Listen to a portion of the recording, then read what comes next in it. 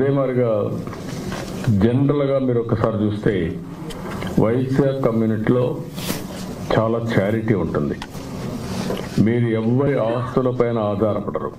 సమాజం కోసం అవసరమైతే త్యాగాలు చేస్తారు తప్ప ఎప్పుడు కూడా వేరే వాళ్ళ ఆస్తుల కోసం లేకుంటే వేరే విధంగా 10 రూపాయలు దోచుకోవాలనే ఆలోచన మీకు ఎవ్వరికి ఉండదు.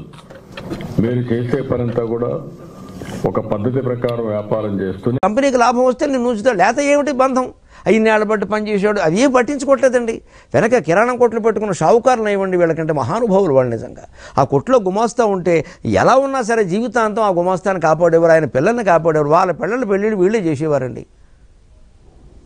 వైశ్యులు వ్యాపారం చేసినంతకాలం ప్రపంచం అలాగే ఉంది.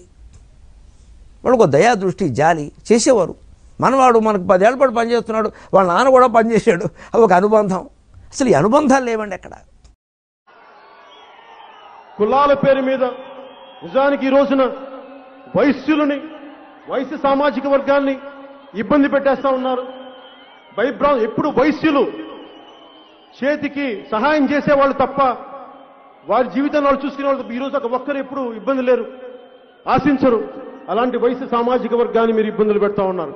నేను చెప్తున్నాను, ఈరోజు వైశ్య సామాజిక వర్గానికి జనసేన మీకు అండగా ఉంటుంది. మూడవది, వైశ్యుడున్నాడు. వైశ్యుడికి ఏమిటయ్యా స్వధర్మం అనంటే దానం. అందుకనే చారిటబుల్ నేచర్ వాళ్ళకి బాగా పెట్టింది శాస్త్రం. అందుకని మీరు సత్యనారాయణ వ్రత కథలు చూడండి, ఏ వ్రతాలు చూసినా దాంట్లో ఈ షావుకారు గారు ఇచ్చేశారు, అది అలా పోయింది, తర్వాత దానం చేశాడు, మళ్ళీ వచ్చింది. ఈ కథలన్నీ పురాణాల్లో ఉన్నటువంటివన్నీ కూడా ఈ షావుకారులంతా కూడా ఈ వైశ్య జాతి ఏదైతే ఉందో, ఈ Vaishya community, they are bound to do a charity.